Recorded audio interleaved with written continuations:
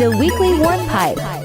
What's up, guys? Welcome to the Weekly Warp Pipe, a podcast dedicated to retro video games, 80s and 90s toys, and all things nostalgia. This week, we're jumping in the Warp Pipe and going back in time and checking out the Game Gear. That's right, last week's episode, we discussed the history of the Game Boy, so it only seemed right that we do the Game Gear this week.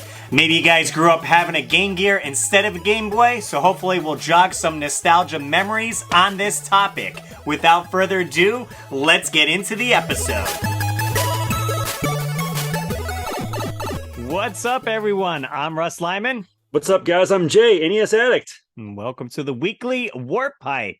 We're taking you back once again. That's right. Can't wait to do this one because this is a personal favorite of mine. Yeah, we did Game Boy history and memories last episode, so it only felt right that this episode would be the Game Gear. That's right. I may be the NES addict, but I'm also a Game Gear addict. Nice. Hey, before we get into it, we'll do some talking of what's going on. What I know Jay has something awesome to share. Oh yeah. For those of you watching, you can see behind me this amazing World of Nintendo sign. For those of you listening, I had the pickup of a lifetime, and I got a World of Nintendo KB Toy Store fiber optic sign this week for $50, and I couldn't be more excited about it. So I didn't even know it lit up. You sent me a picture of it, and I was like, that's pretty dope. It's like this black box that says KB and then World of Nintendo, and then you got one of it lighting up, and it like sparkles. And it's insanity. Did you look up the value on that? It's got to be like a few $1,000s. So what I've been told from Retro Rick and Collector's Luck, I think is where he got this from, who I also have spoken with since. Because when you get something like this, people come out of the woodwork to be like, "Whoa, you want to sell it?" You know, all this stuff. Oh yeah. I hear it's in the $8,000 to $10,000 range. Get out of town! Wow. So yeah, it's kind of insanity. So if you need a new car, you could always just sell that. Yeah, or a kidney or whatever. Yep. Well, see if I could top you with pickups. I haven't gotten it yet, but. Are you going back? No, no, different topic. I'm having a baby. Oh yeah. That trumps it. That's a human life. Yeah, that's always wins. That's crazy. It's gonna be here in January. It's gonna be a girl, baby Gwen. Oh, I love the name. Yeah, so me and the wife are excited. We did our official Facebook announcement, so I posted it on YouTube as well. If you guys caught the video and on Instagram and everything, we got T-shirts. Mine says Player 1, hers says Player 2, and then across her belly says Player 3. And we put a Yoshi egg and a princess crown. That's amazing. I love it. Yeah, so we're super excited. One of her co-workers actually got us, before he knew the gender, we got a Luigi onesie. That's amazing. But I was like, that's fine, I'll still put her in it. I'm sure we'll get a Princess Peach one. Have you guys been doing like a lot of nesting and stuff, like getting the nursery already and all that jazz? Yeah, kind of. So we're preparing the other side of the condo because we bought the condo next to us and we opened it up, and so the bedroom in that condo is going to be my new game room, and our current bedroom will be the nursery.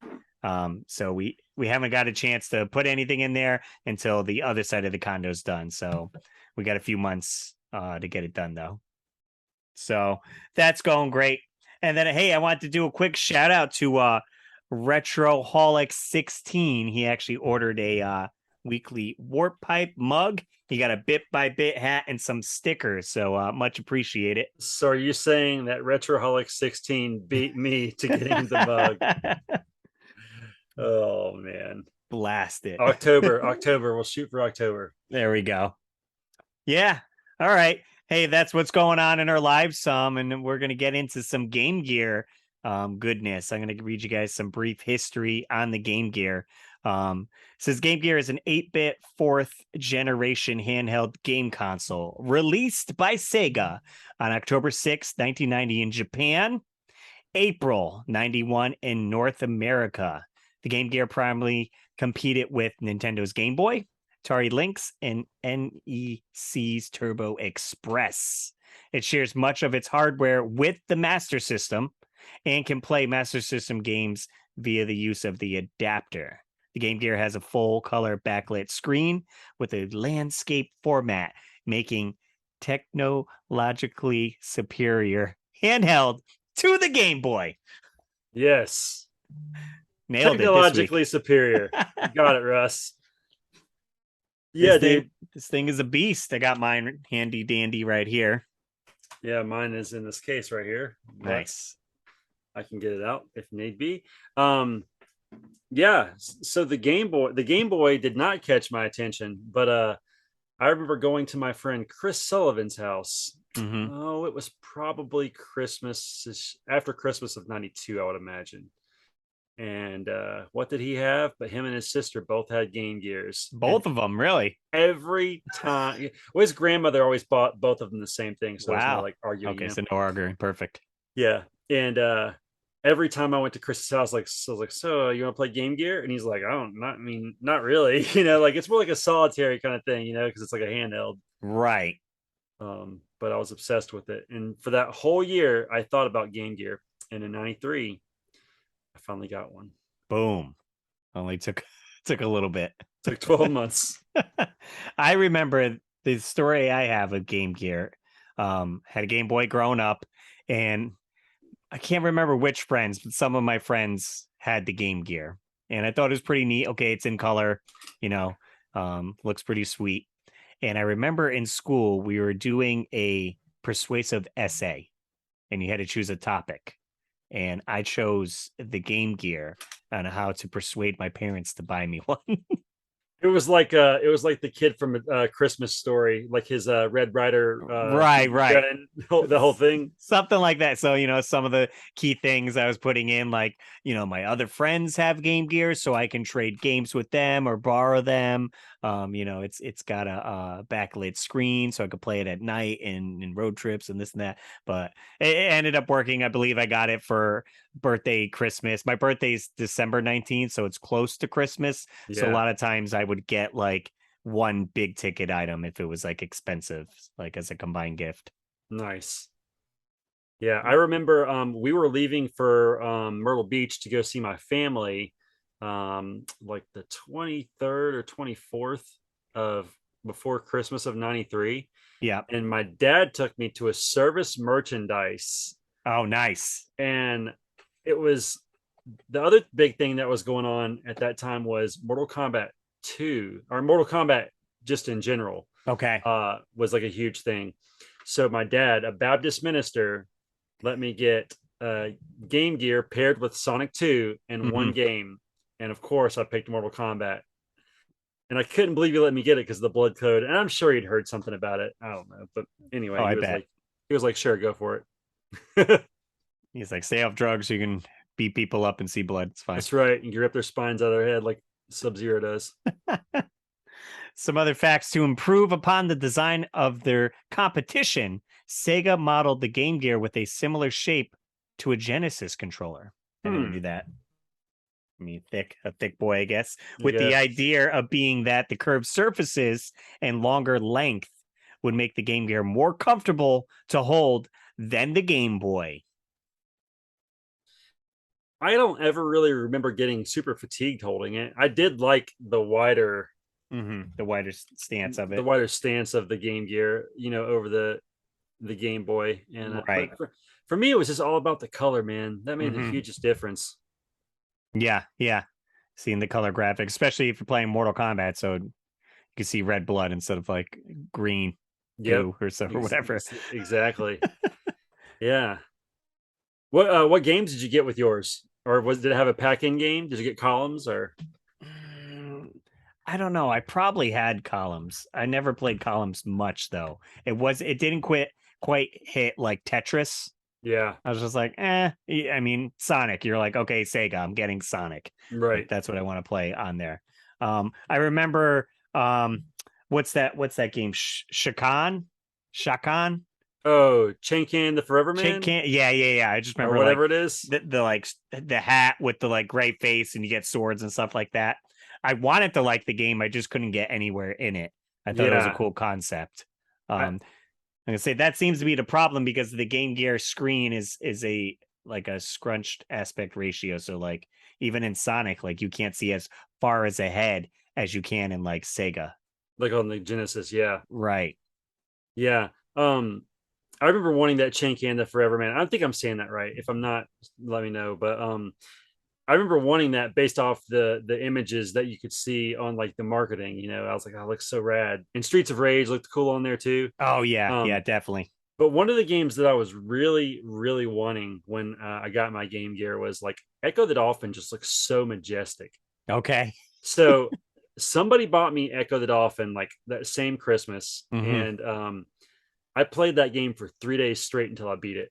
Wow. It was so good, dude. I played it a couple of years ago. I played it probably like 8 years ago. Yeah. When I first got back into retro gaming, and it was just as good. I was like, really? So yeah, I love it. So if you don't have it, and you ever have like the great thing about Echo is it has a password save, so you don't have to do it all at once. It'd be a good, rental. I would say good rental game. Did they rent handheld games that I don't even remember now?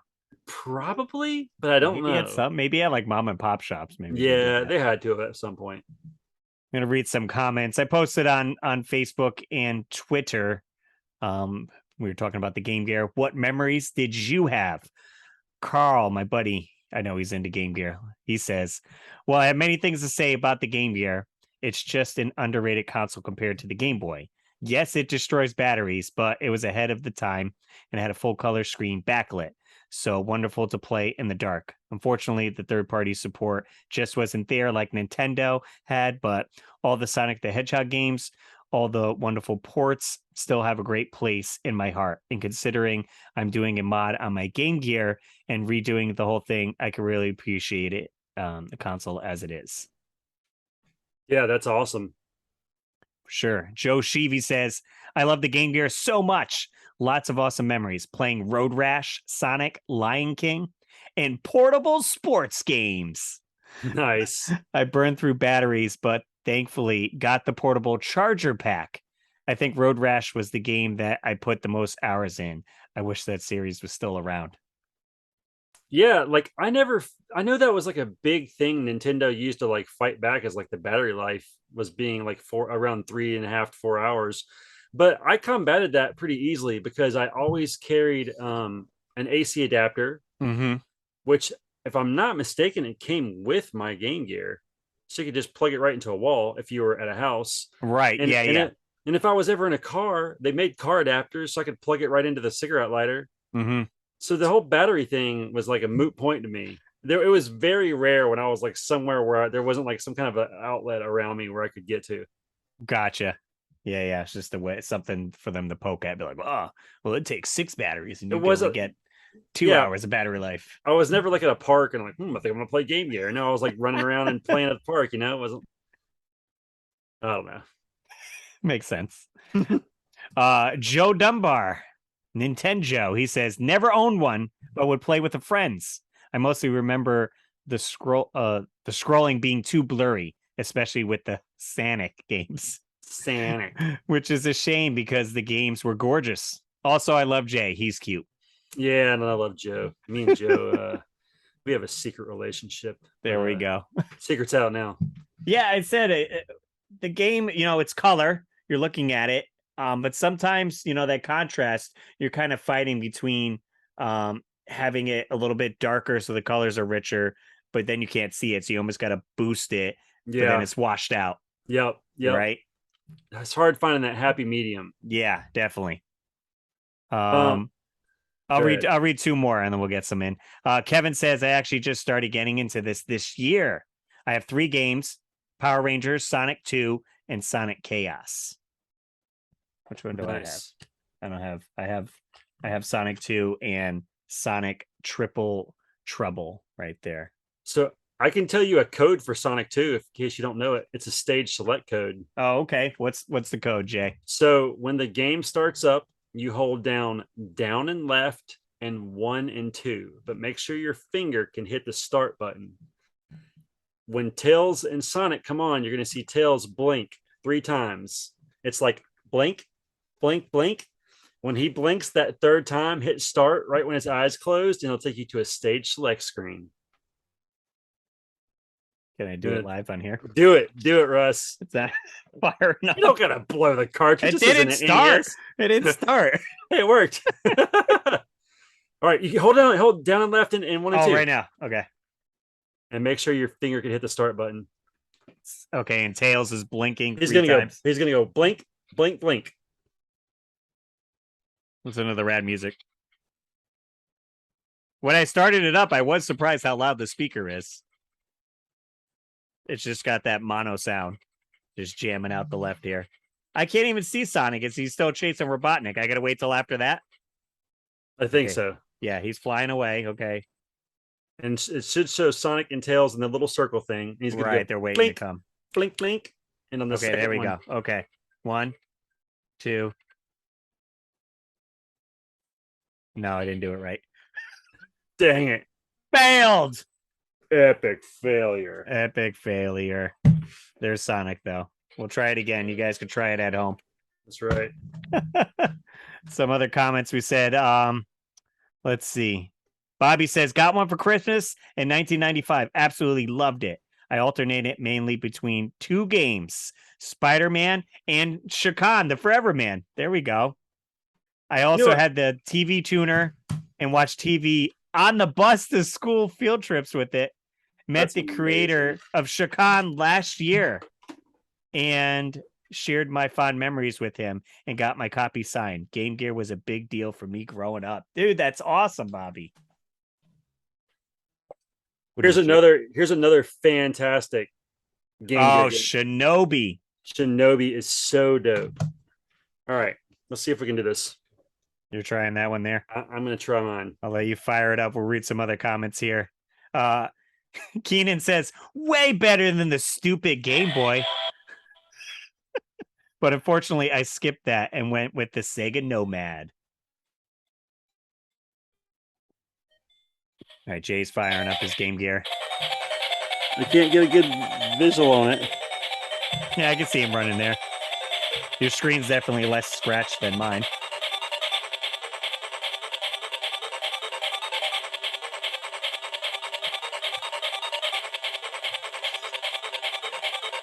Jamming out. All right, they're going through all their background stuff when Sonic comes to the screen and Tails is there. Here we go. Blink. Blink. Oh, I didn't get it. I missed it. All right, hang on. Jay failed his. I'm gonna get it again. All right, you work on that. You talk, and I'll get this. My buddy Mark, who we hung out at Too Many Games, is a big Game Gear fan. He said, yes! I know he's excited for this episode. The Game Gear was my first handheld. I still have my original Game Gear as a kid. I also fixed mine with the video and audio issues. I'm currently going for a complete US set. I'm just shy of 100 games left. I also remember going through tons of AA batteries just to play it. I now play my games on the Mega SG with the Game Gear adapter. Nice. Yeah. So I was with Mark at Too Many Games, and I think he picked up maybe 3 or 4 games. We were kind of going boot to boot, seeing what he can get. There we go.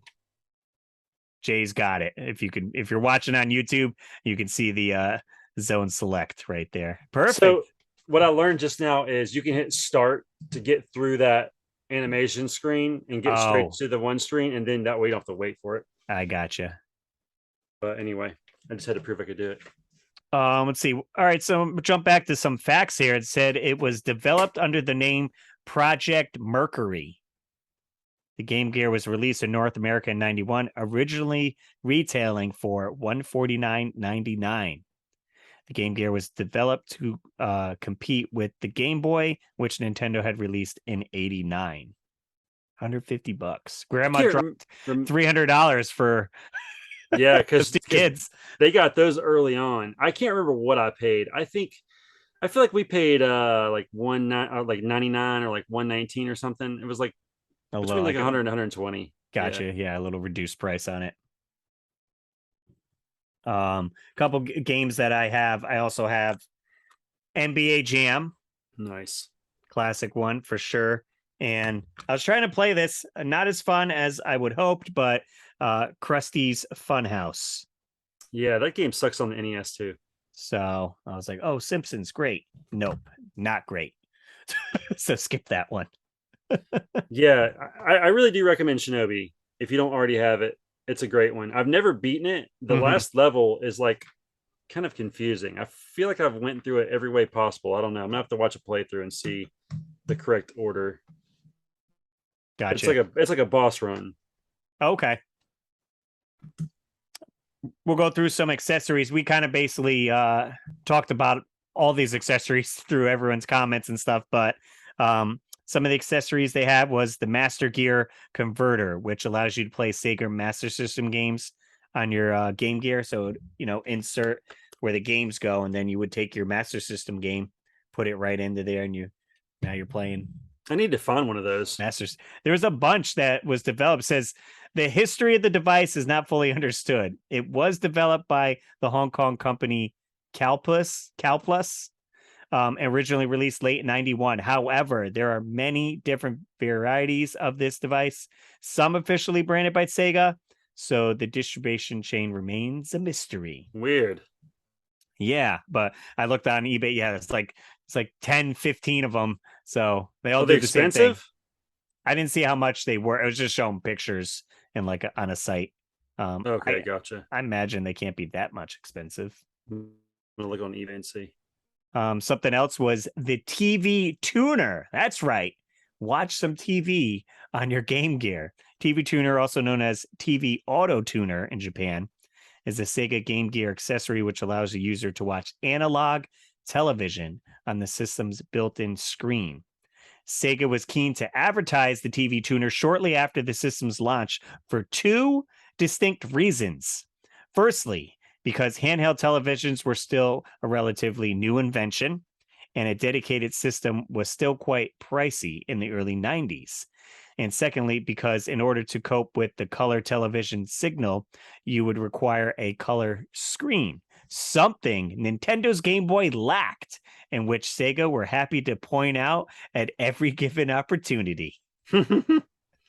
That's funny. I remember the commercials for those, and basically it was like they were hitting hard where you can watch like sports games. Yeah. Right. So if you're a dad or maybe someone older and you don't want to like miss a sports game and you're going somewhere, get your Game Gear, get your TV tuner. Boom. Good to go. Watch football no matter where you're at. Right. Yeah, that's funny. I remember wanting the TV tuner so bad because the idea of being able to watch TV like on the go, right, mind blown back then, was so appealing to me because all I wanted to do was watch cartoons all the time. Right. So you're like, oh, if I'm going on a field trip, pull up my Game Gear and watch some Simpsons. That's right. Whatever the case may be.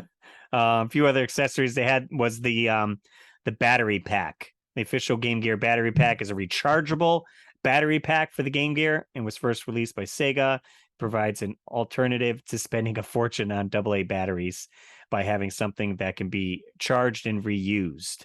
So basically it was like similar to what the Game Boy had. It was like a cylinder thing that can clip onto your belt and had a cord that would either plug into the wall and then one port would plug into your Game Gear if you were charging it, or take it out of the wall and throw it in your fanny pack and you're good to go. Bam, done.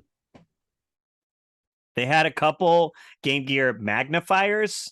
Yeah. One was the Magni Gear by Bishu. So basically it just clipped onto the bottom of the Game Gear and then hovered over the screen just to make the screen a little bit bigger, easier to see. It didn't need a light because it was already backlit. Nice. Yeah. And then, of course, carrying cases. You got your Game Gear and a bunch of games. How are you going to get around when you're bringing it over your friend's house? Carrying case. Right. Hey, you know what? The Acaiware one that you're talking about, this is it. Because look right here. Oh, the company? Yeah, it says it right there. Oh, yeah. So that's that one. Nice.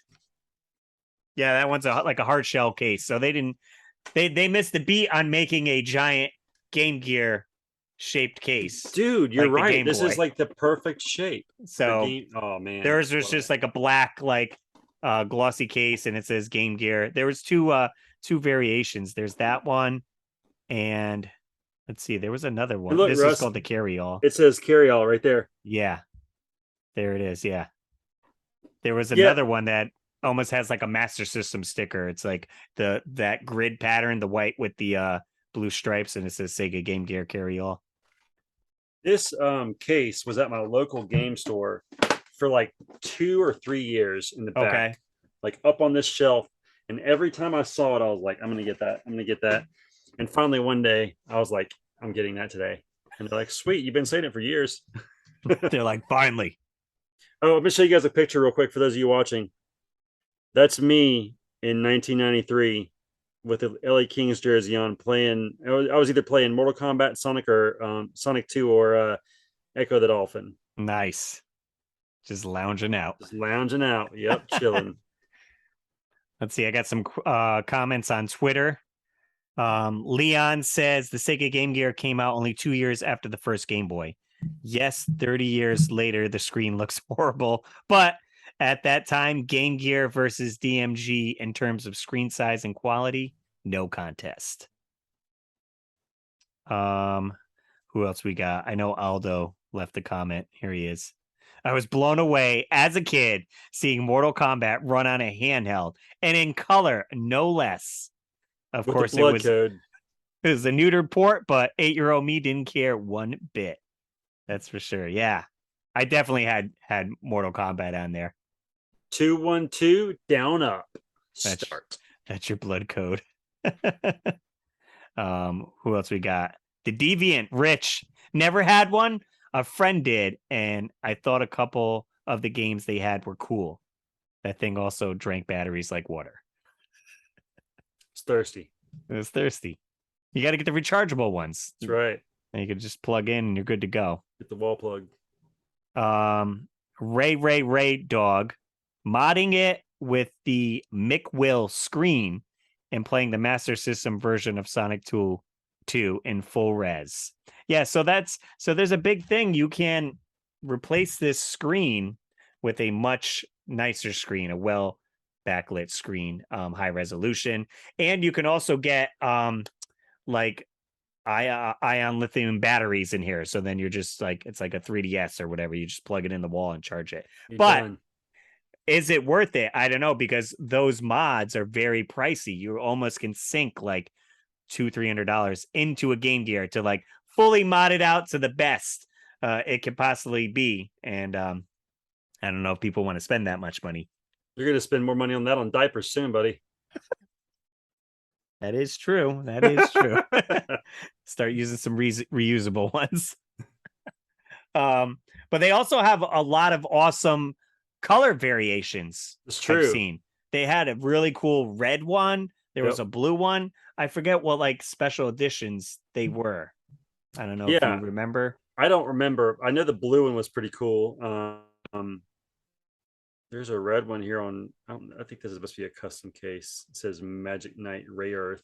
Well, definitely nowadays you can get a lot of like cool replacement shells and stuff like that. Yeah. The blue one looked really cool. It's like basically Sonic blue. I mean, you want to get a blue one, right, for Sonic. Yeah. Wasn't the Game Gear also like re-released in like the early 2000s or like the late 90s? I want to say I need to look that up real quick. So maybe what you're referring to, they did release a Game Gear mini console, which I thought was ridiculous. It's because they were jumping in on like, they have those the mini systems. You could get the NES Classic, the SNES. They did a Sega, PlayStation, and they decided for whatever reason to do a way smaller than what this is, Game Gear. It's like the size of like a Game Boy Micro almost. And some people got them and picked them up. I didn't, but if you're really into Game Gear, then why not? Yeah, I did not get one either. I got the Sega Classic System. I didn't even open it. I'm sorry. Okay, here we go. You ready for this? Okay, what do you got? Though the system was no longer supported by Sega, in 2000, third-party developer Majesco Entertainment released a version of the Game Gear at $30 US, with games retailing at $15 US. What? Wow. New games were released, such as the port of Super Battle Tank. This version was also compatible with all previous Game Gear games, but was incompatible with the TV tuner and some Master System converters. Over 10 years later, on March 2nd, 2011, Nintendo announced that their 3DS Virtual Console service on the Nintendo eShop would feature games from Game Gear. And then you just play them on that. I knew I was right. 2000, Wow. they re-released it. Isn't that crazy? $30 though? And the games were all half, $15. I remember in the early 2000s, this is like a My Retro Life kind of moment. Okay. It was like probably like 2003 or 4. Yep. I was walking through Walmart and they had this big metal bin in the middle of it. And there were all these sealed box Game Gear games. I remember seeing like NBA Jam, I think, was one that was in there a lot. Okay. And a couple other ones. And I was like, holy crap, it's 2003. Where did all these Game Gear games come from? My guess is that Walmart probably found some old new stock somewhere. Yeah. And just sent them to their stores to see if they could get rid of it. Yeah. And they're probably dirt cheap. Oh, I'm sure they were. I can't believe I didn't buy one. But Just to get one, yeah. I'm sure they were probably like $5 or something. It was probably like nothing. But like in my mind, like thinking back, I'm like, because I remember like Tyler off of My Retro Life did this video where him and his dad were going to like different stores like in the mid 90s, like long after the Master System had been like forgotten about. Mm-hmm. And but people still had a few random Master System games here and there, and they were picking them up. But that's kind of what that reminds me of. It's like those things were just hanging out for some reason. Looking for a home. I know. Dang it. Blew it. Let's see. Do I have any other notes here? The carry all. Nope, that was the I'll just read. So the case that Jay has, the carry all by ASIC Wear, however we say that. ACI Wear. In the absence of official large cases in Europe, the carry all was adopted as a official Sega product. Although compared to the deluxe carry all cases seen prominently in North America, it does not carry all. The case has room for a Game Gear console, battery pack, AC adapter, TV tuner, and 4 games, while the deluxe carry-all cases offer space for a super wide gear and 8 other games. Dang. So you can fit your magnifying glass and more games in there. The one I got is just like a padded case. Yeah. It says but Sega. You can open the front and put some stuff in there, and then when you open that up, it has like a plastic cutout to put like your Game Gear. The battery pack would go here, maybe a magnifier there, and probably stack some games there or something like that. Mine was off-brand as well. I can't remember the name of the company. If I saw it in an image, I would know. I'm actually looking for it now. So here's a question for you, Russ. Have you ever beat any Game Gear games? No, I can say that. No. So I beat Sonic 2 I'm sure it was because of that cheat code that I just showed you guys earlier. Yeah. I did beat Mortal Kombat, and I did beat Echo the Dolphin. I never beat Shinobi. So 3 of the 4 games, because that was it. That was all I owned, 4 games. Okay. What about you? I probably had 3 or 4, but I can't say if I ever beat them. I definitely remember playing Streets of Rage. I probably had Columns, but didn't play it much. Yeah, I mean, it doesn't stand out as much. I distinctly remember one night, though, being so excited. I was going to bed, and I pulled the covers up over my head, and then I had my Game Gear under the covers, and I could play it and see the screen, and I thought that was pretty cool. That is cool. That is cool. Oh, here's that one with the Master System logo. Oh, the carrying case. Yes. Yeah. That's cool. I like that. Yeah, maybe I'll get back into it, pick up a few games. I only currently have 4 games for the system, so maybe I could pick up Shinobi. You guys can leave some comments of some games you think I should pick up, and maybe whether it's worth it to mod this out and get a good screen. Yeah, let us know. Sweet. Oh, hey, next week we're kicking off spooky season. Halloween's upon us. we're gonna have. There's actually 5 weeks in October because the first is on a Saturday, so we get 5 episodes of spookiness. I believe the first one we're going to be doing is I think we're going to have my buddy Mike Levy as a special guest on talking Castlevania. We're going to discuss Castlevania 1, 2, and 3 on the NES. Dude, that's right up my alley. I just beat Castlevania 2 on a live stream on TikTok the other night. Now, he was live streaming it too. My buddy Mike was live streaming it the other night. That means I'm going to have to live stream it this week.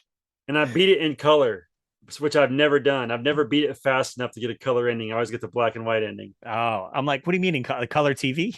So I was cruising through it. Nice. Yeah, we're also going to have my buddy David Apuzzo on, I believe, the following week, talking top 10 80s horror movies. Yeah, love me some David Apuzzo. So I don't know if we'll have any other special guests. Those are off the top of my head to grab. But we got some other ideas for the other episodes. So make sure you stay tuned. Follow us on wherever you're listening to. I guess we're on Spotify, Apple Podcasts, Google, or here on YouTube. If you want to check out my YouTube channel, just search RussLyman, Lyman, or you can check out Bit by Bit as well. Where can we find you, Jay? TikTok is my main source right now. Also on YouTube and Instagram, NES Addict for all 3, some variation. And sometimes I stream on Whatnot, but I haven't done it in a long time. Well, maybe my name ain't Riff. That's it. Yeah, he's doing the weekly streams. Sweet, guys. Well, we appreciate you listening. We hope you have a great weekend. And as always, I'm RussLyman. Keep your world fun bit by bit. Take care, everybody.